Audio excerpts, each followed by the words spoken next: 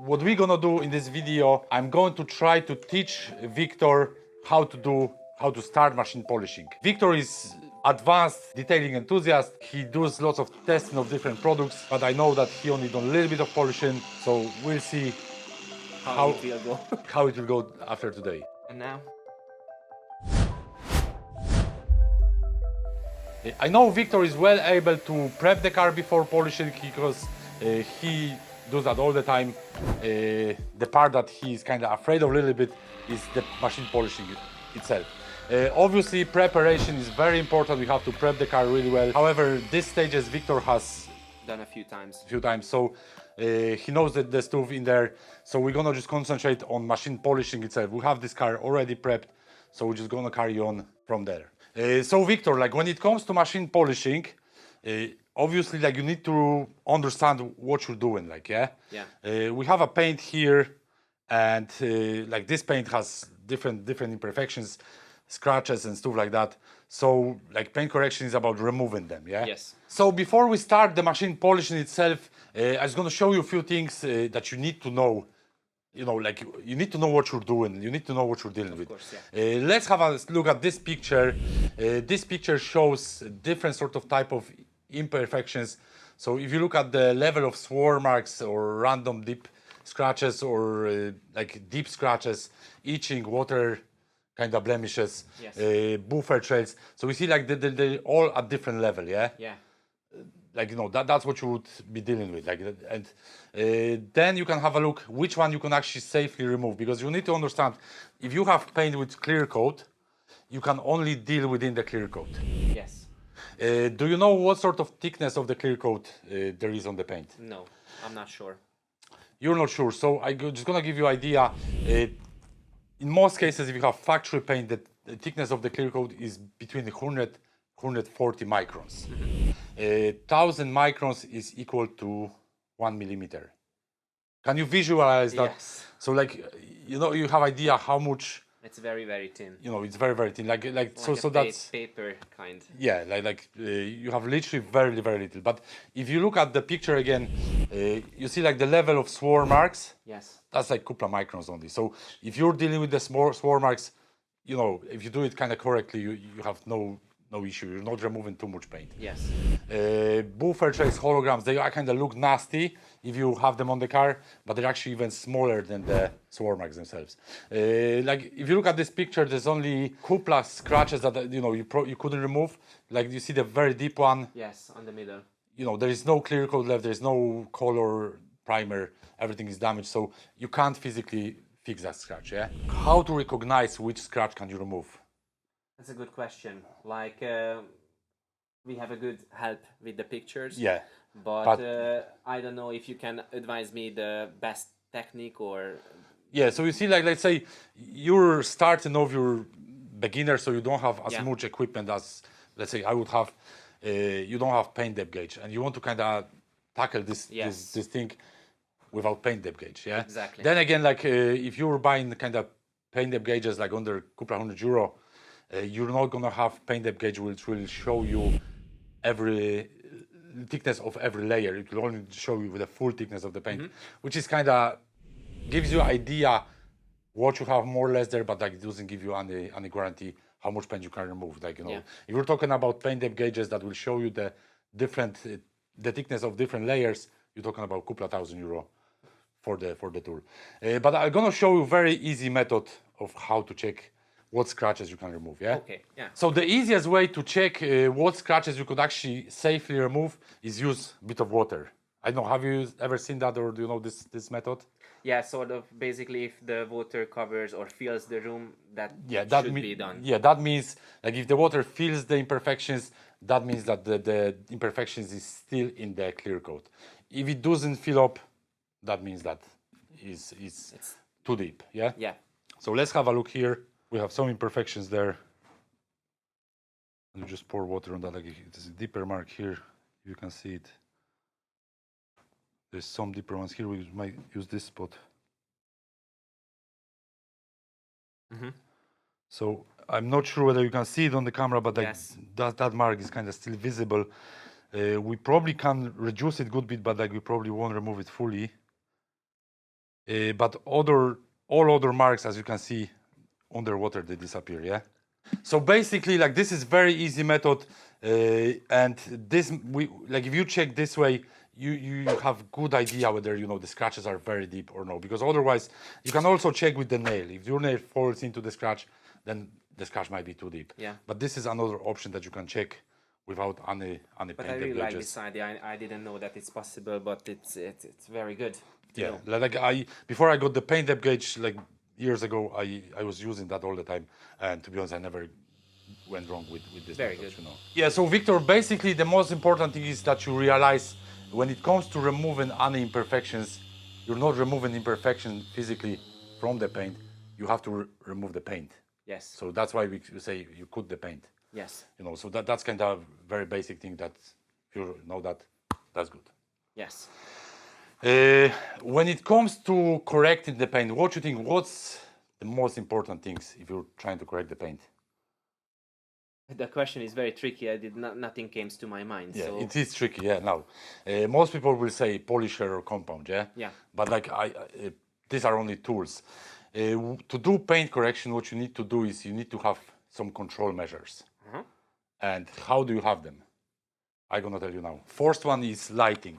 yeah, If you look at this paint here, what can you see?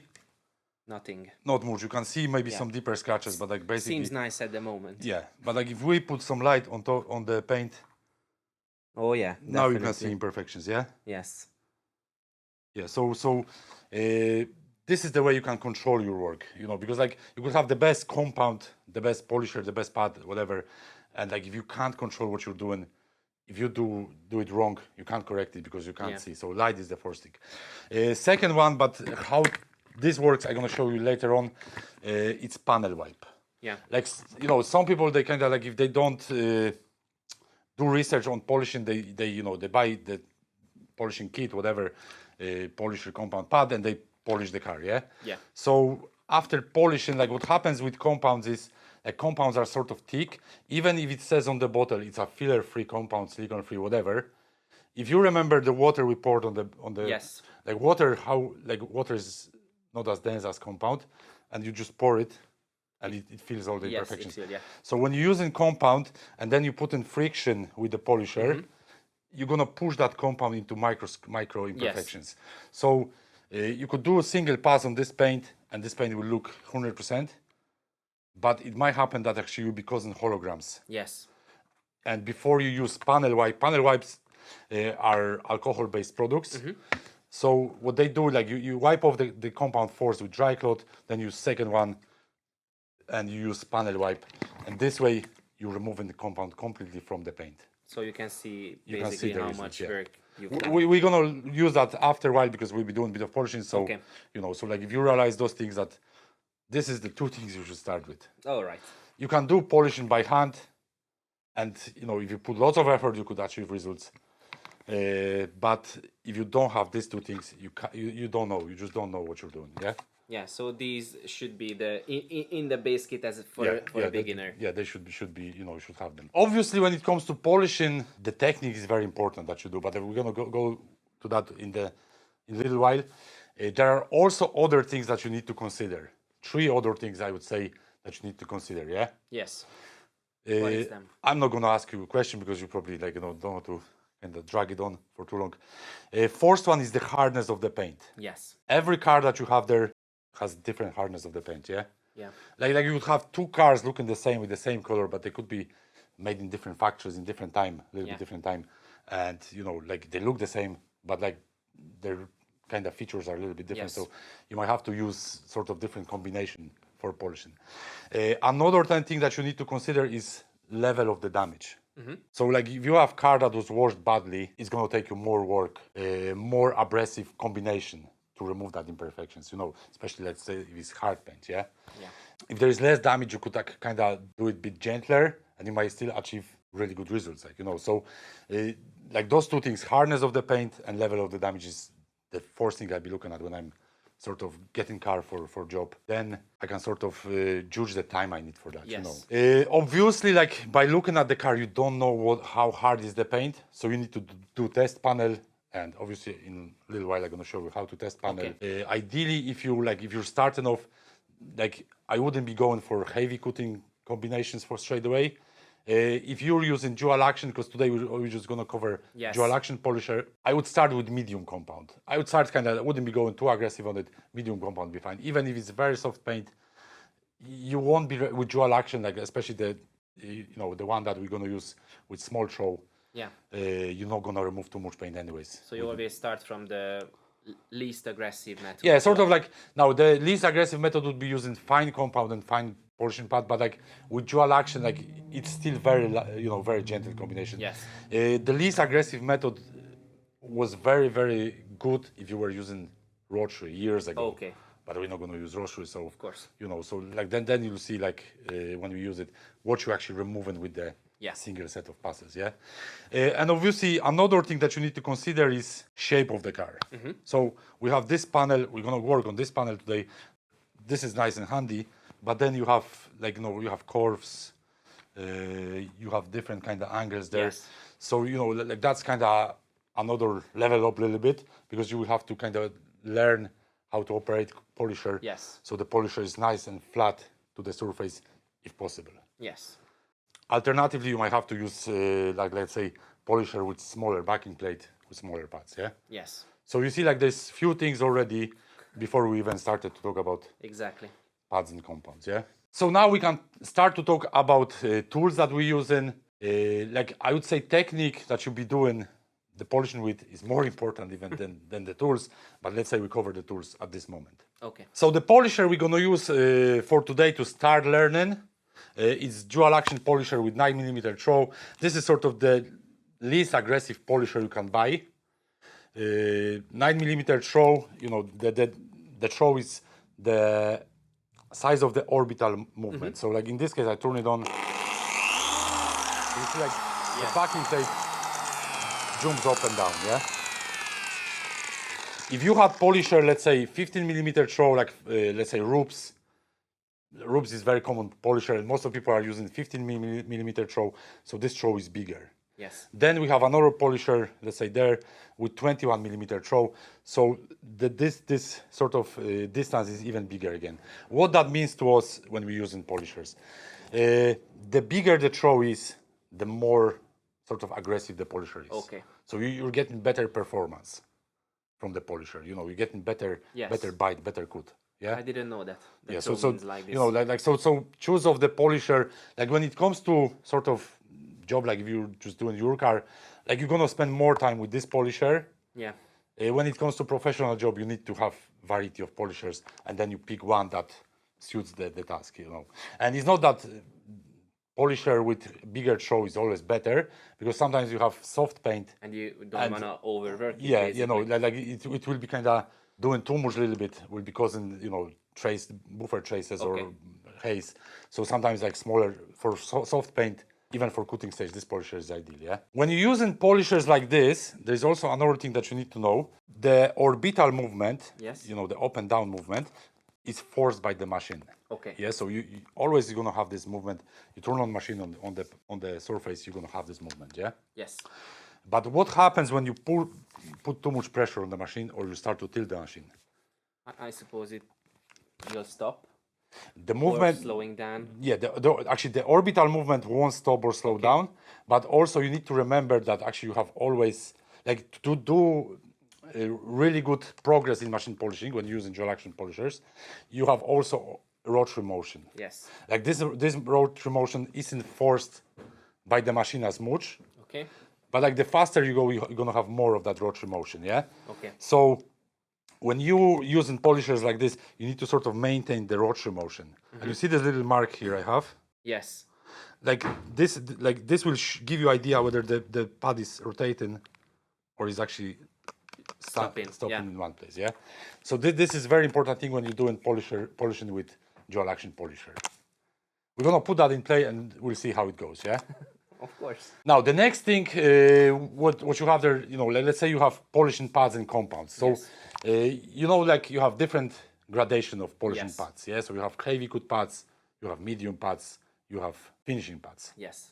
So the pads I'm using myself most of the time are from this brand. I also use some other brands as well, but I'm gonna show you what we have here. Like here we have a box of pads, so you have 6 different gradations. With different colors. Yeah. So like basically, starting from the top, this is the heaviest one in this bundle. This one is the softest one. Oh yeah, definitely. So which one would you use? Which one would you use if you don't know the car, you don't know the paint? For start, I'd be saying like I'd be using probably orange one or yellow one just to try. Yeah. Yes. Then you try it and you see like if you're removing enough imperfections, that's fine. Yeah. If you're not removing, then you're jumping up with the gradation of the pad. Step by step. Yeah. Well, you could like if there is very little improvement, you could jump up even 2 gradations. If you're removing like let's say, if you're using medium pad, and you're sort of removing good bit of imperfections straight away, that means that the paint is sort of softer.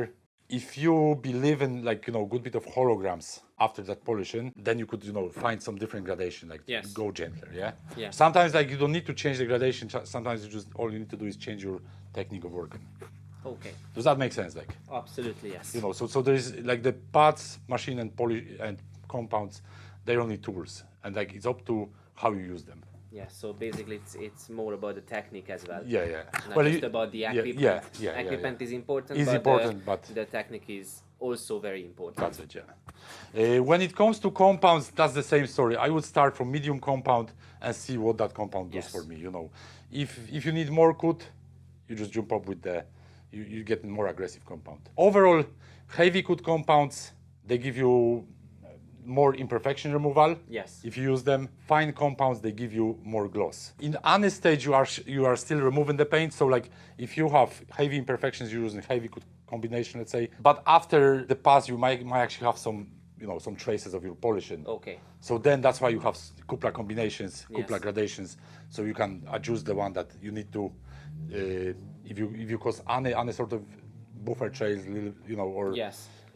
holograms or haze, you can actually correct that Afterwards. afterwards. Yes. Yeah.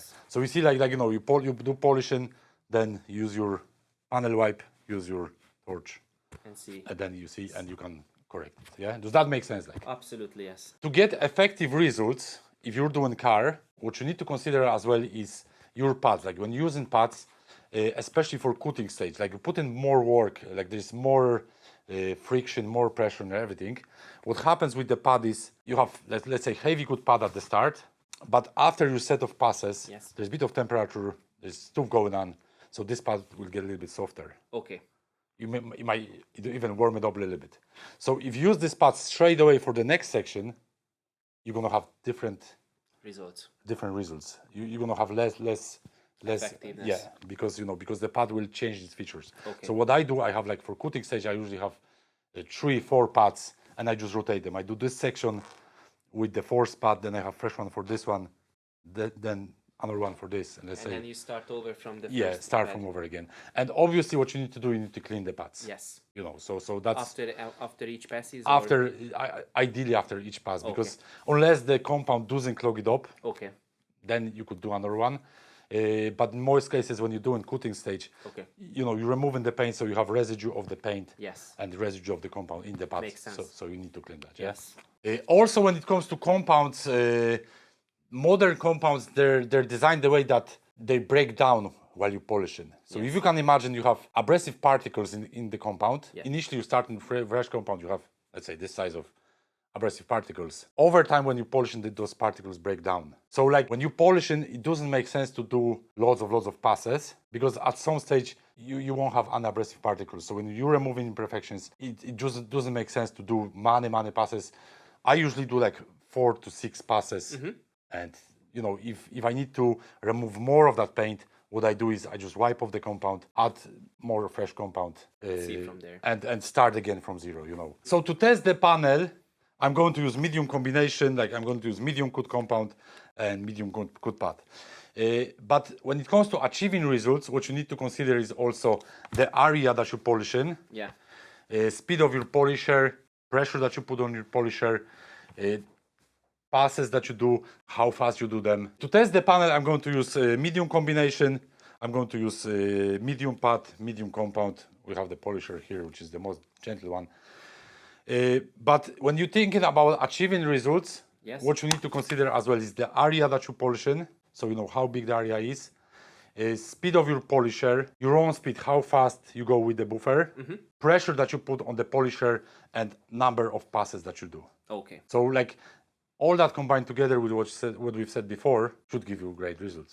Great. So I'm going to show you, I'm going to then demonstrate to you how would I approach it. Okay. And then I'll give you a go and we'll see how you do it, yeah? All right.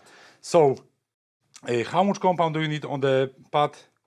I'll be using about 4 drops like this. All depends, like sometimes you need more, sometimes you need less, but you have to test the panel first to see more or less how much compound you need. If the compound goes off too quick, within 2-3 passes you don't have more compound left, then in the next pass you just add in more. Okay. If there is, you do 6 passes and there is still lots of compound, then you know for the next time you can add a little bit less. So I'm going to use a bit of tape just to see the difference we're going to achieve in this case. I'm going to do test panel, but I'm going to show you all the steps that I'm going to implement in this case. Yeah. So we have the compound on the pad. Then I'm going to dab the compound on the paint just to have it spread quite well. Next thing, I'll be spreading the compound with the polisher. So I put it on 4th gear and just spread it like that. And that's all we need to do. We don't have to go, cover 100% of area as long as we cover that much, like that, we're grand, yeah? Yes. When you polishing, like it's very important to have the pad as flat as possible to the surface, yeah? So that's very important thing. When you start to tilt the polisher, this might be causing holograms on the paint or haze, So ideally, if you kind of like when you start in polishing, make sure you have the polisher in kind of optimal position where you're not tilting it anyway. Okay. I'm just gonna show you if I have it there like that. Like you don't need to put any sort of pressure on this part. This hand, if you're right-handed, you'll be using this hand for holding the buffer. With this one, you'll be putting a bit of pressure. But at the start, I just get you to run the buffer polisher and see how you're doing, yeah. Because overall polisher, like if you have it in the right position, it goes itself, yeah. So I have spread the compound now on the 4th gear. The next step will be, at this stage, I'm trying to remove imperfections. So what I'm going to do, I'm going to increase the speed to about 4, and I'm going to put a little bit of pressure on the polisher. In the case of dual action polisher, you don't want to put too much pressure, because if you do, you will slow down the motion. Yes. So you just put a little bit, because obviously like what removes the paint is the friction. Yes. So if you don't put any pressure, you'll have friction, but it won't be very effective. Okay. If you put that bit of pressure, you have more effective work, yeah? Yeah. If the polisher is going fine, you can increase the speed.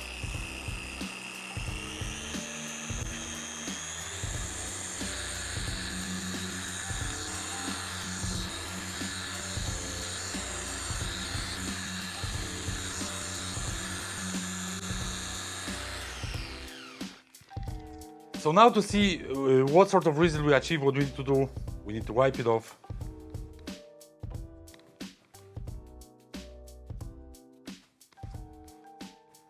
And we need to use panel wipe. Let's have a look just before we use the panel wipe. Like we still have lots of scratches, lots of marks. But the swirl marks, the swirls, the rounded. Some of the swirl marks are actually gone, yeah? You can see the little bit of difference there, yeah? But we use the panel wipe just to see what exactly we did there.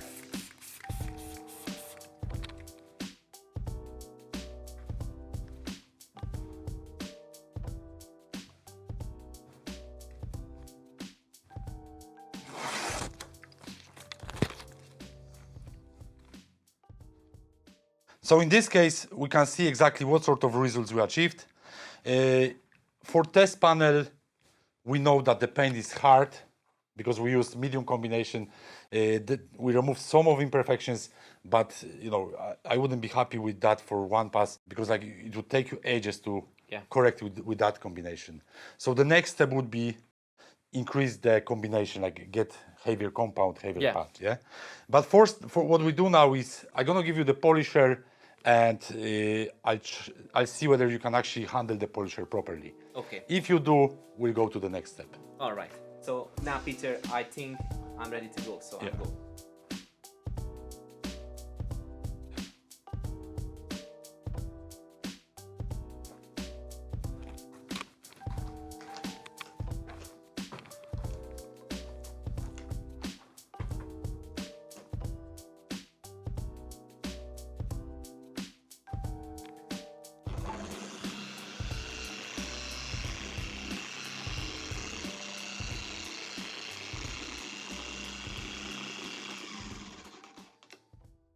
And now? Go to fourth gear, and if you think that it's doing well, going well, you can actually increase the speed. Okay. You don't like it. Well, probably hard at the start to increase the speed without stopping the machine, but down the over time you probably get used to.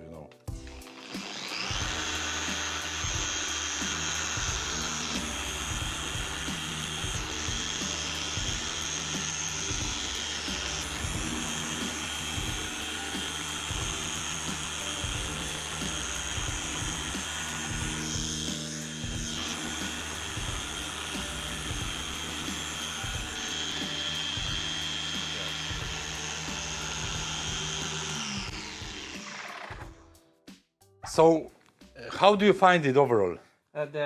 Basically the hardest part for me is to feel when the pad is flat on the Yeah. surface. That's why I basically felt myself not too confident to where to hold the machine to feel it's what is the right angle on the surface.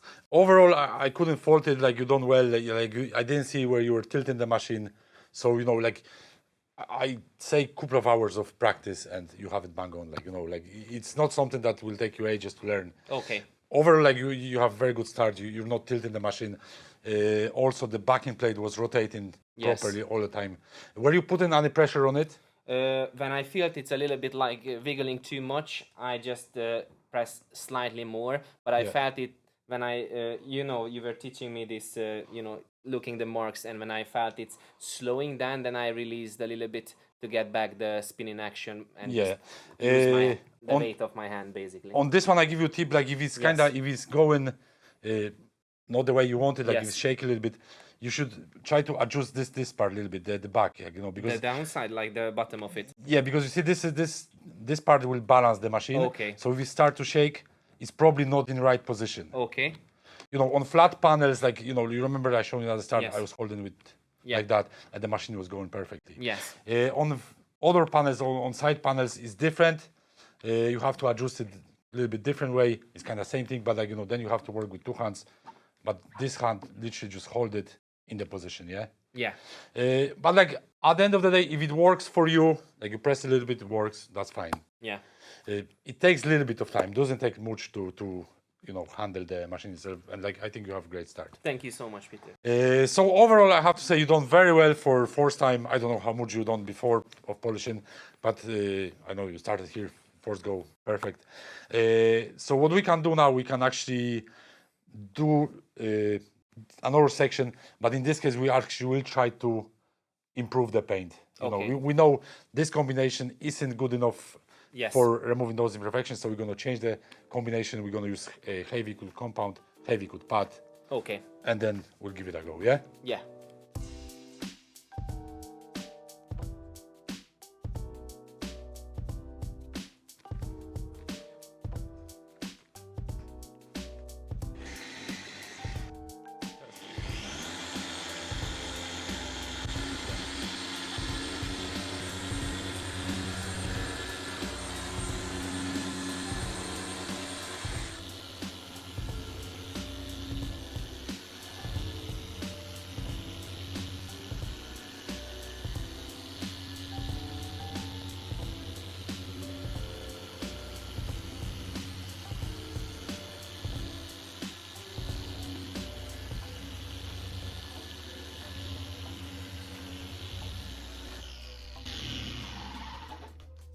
So now what you need to do, you need to wipe off the compound and check with the panel wipe what did you achieve there, yeah? Yeah. So you can even remove the tape for now.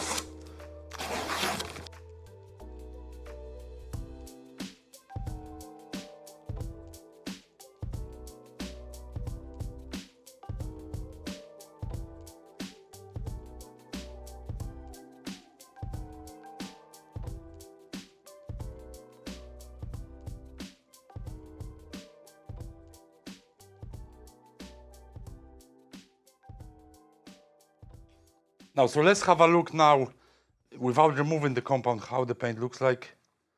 So, now there is still lots of imperfections here. Yes, I see. Now those places are sort of harder to deal with, but in the center, like you got it quite good. Yeah, and compare- I feel I struggled in this angle a little bit. Yeah. Because of the. So basically, I was kind of looking at you. In this case, I had no fear that you're gonna do any damage. But if you're working with this area, yeah, Yes. like there's curve here, Yes. there's curve here. So you need to work. You need to kind of have the pad there to deal with this Okay. section, and then have here, because pad is flat. Yes. With the medium pad, it was actually grand because the pad is more flexible. Yes. So it kind of reaches there. But the harder pad, it's like you're missing this spot, literally Yes. missing this spot. And here, I think the same thing happened. Like you were going to the right to the edge, so the pad wasn't dealing with this surface. Yeah. Yes. But overall, we can see, we can see more or less the difference. Yeah. Because here we don't medium, like there's still lots of scratches. Here there is some, but a lot less than Yes. in there, yeah? It had been the much better result here. Yeah. Now we're gonna remove the compound and we're gonna see what's stored there, because we don't have holograms. We can't see holograms with the compound on. And let's see what will happen there now.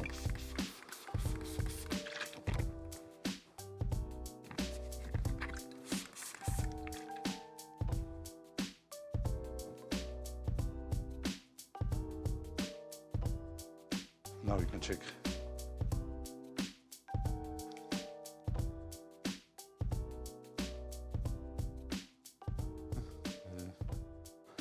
It actually came out pretty good now. Like there's no holograms as well. So the combination, it's sort of quite good. You could use this combination for single step. Okay. Because you're not creating any holograms. Does that make sense? Like Absolutely. Yes. single stage polishing is sort of compromise between removing imperfections and achieving gloss. Obviously, to get better gloss, you would need to use second combination. Like you would need to use fine or even medium coat would give you good gloss, because we use Yes. medium coat there. So you see like the gloss is richer there than there, yeah? Yes. If you wanted to correct this thing, this section here, what you would need to do, would need to go again with the heavy coat. What we can also do, I can get you harder pad again, and then we'll see what sort of results you're gonna get, yeah? Yeah. Just in the next step, what I would say is try to kind of keep, when you're doing this section, go with the polisher above, so you're dealing with this section, and then, you do overlap here, yeah? Yeah. It's because like, this part is in. Yes. So, you will find it harder, with the heavy coat pads to deal with that section. And here as well. Here you go with the pad not up to the edge, but you're just going to here, yeah? And if you wanted to do the edge, you could use smaller polisher or just kind of adjust the polisher to that edge itself without putting any pressure on the edge, because like the edges are sort of thinner.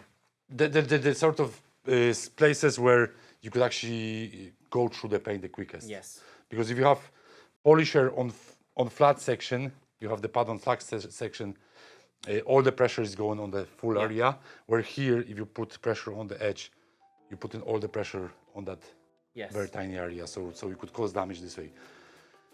But other than that, I think you are doing really well. So well done. And we're gonna give another go just to see how much better we can do it. Okay. Yeah, sure.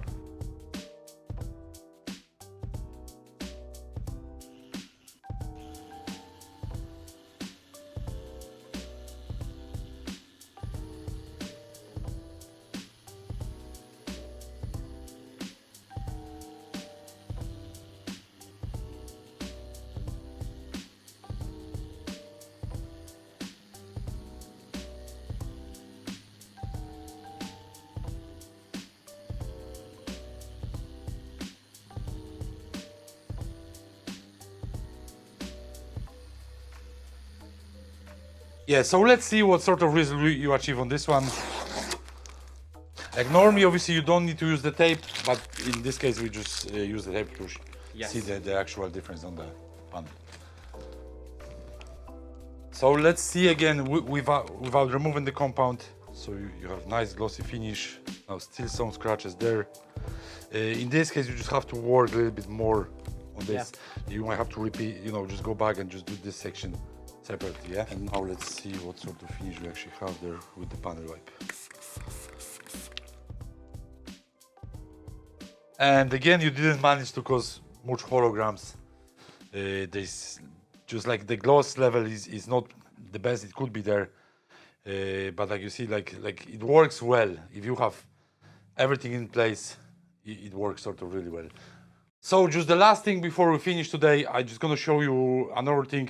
I done bit of roof polishing on this one. It might happen sometimes that you're using heavy combination or even medium coat on soft paint and you get in sort of hazy finish, you get a bit of buffer trails. In the case of dual action, you're never gonna get as heavy buffer trails as in case of rotary machine, but you still might get them. So you need to know how to deal with them, yeah? Yeah. In this case, we have haze and tiny marks. You kind of deal with them nearly similar way as you do in the coating. Just in this case, we're going to use softer combination. Okay. By looking at it, I'd say if we use fine coat combination, it might not be effective enough. But we've done a bit of testing before, and medium coat combination was giving us nice gloss. So I would say for this one, because the sort of haze is quite heavy, I would use medium coat. Yeah. So I'll get you to do that, and if you do that correctly, then we'll be over. All right.